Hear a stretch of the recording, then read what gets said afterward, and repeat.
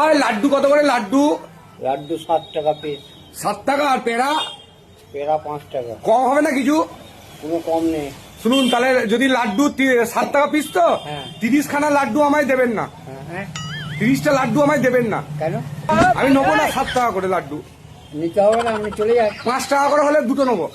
5 টাকা করলো, 6 টাকা বললেও দিব না। আমি 10 টাকা দিচ্ছি, দুটো লাড্ডু দিন না। হবে না গো। তাহলে এক কাজ করুন। আর পেড়া কত করে বললেন? আরে বাজারের মতো আপনার খোদের দোকান আমি জান না ভাই।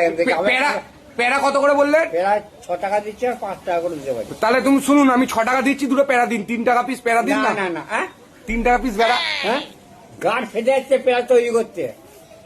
দিন অমনি কেন করছেন? না ভাই, আমি ভাই পারলাম না ভাই আমার।